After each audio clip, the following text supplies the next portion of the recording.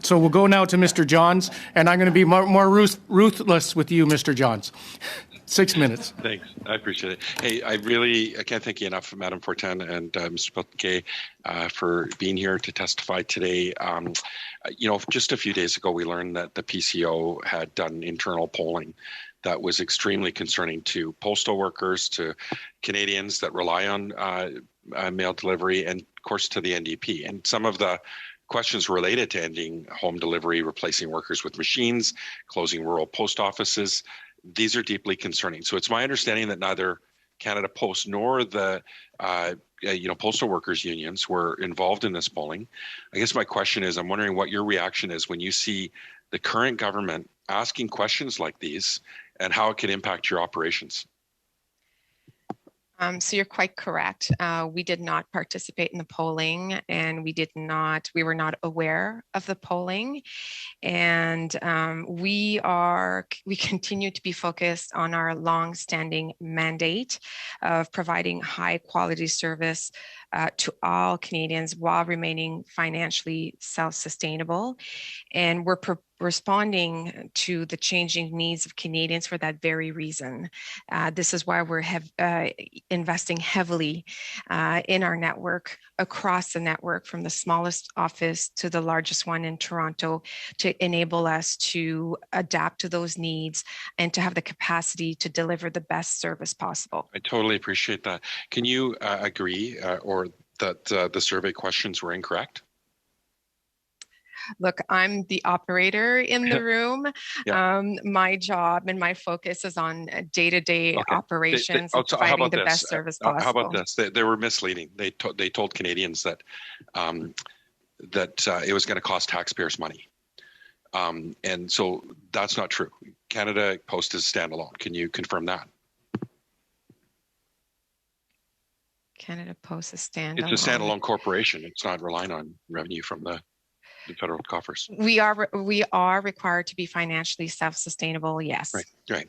So can you provide an update to committee members about initiatives or studies that Canada Post is currently, undertaken related to the automation of Canada Post services, either in postal facilities or in client-facing roles? I am not aware. As I've said, I'm responsible for operations, and so the day-to-day delivery of service. What I can tell you is that we have significant investment plans, which include building new buildings, expanding existing buildings, putting automation to give us the capacity to sort and deliver the additional parcel volumes that are coming through our entire network. That is what we have plans for. Amazon's a big competitor for you. Can you talk about how unfair it is that they don't pay taxes, in Canada like other corporations? As I've said, I'm the operator in the room. So if you have questions on service and on operations and safety. Let's talk about that. So safety is a really important one, and you touched on that earlier. And with federal accessibility legislation now in place and employment for persons with disabilities identified as the key priority, recognizing kind of the explicit interface between disability, poverty, employment.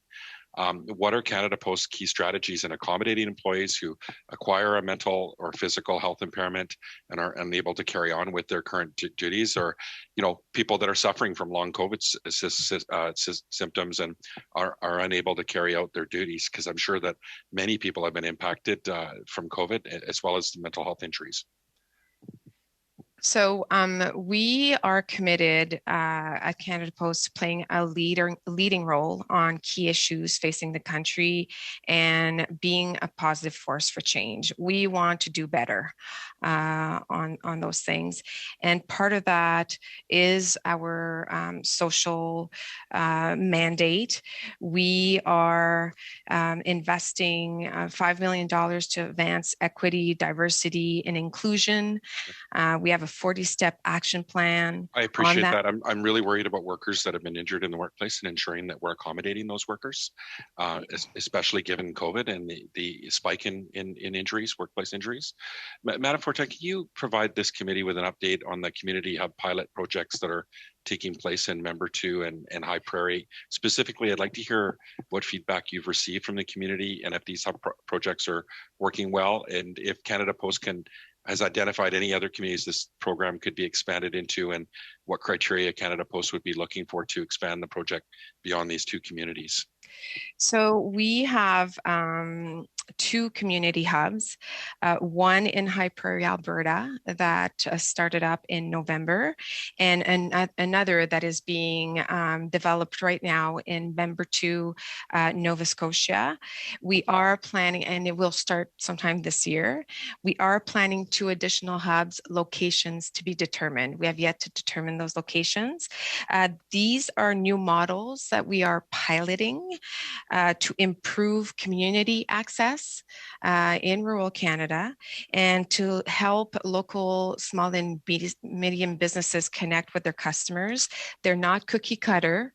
So you talk about criteria, but really they're not cookie cutter because we are taking extra care to consult with the community to ask them what their needs are. And so we also work with the unions in the program to determine how we can best serve local customers. So examples of services that have been brought forward and that will be implemented is the My Money loans, which, as you may know, is a new financial service we're testing.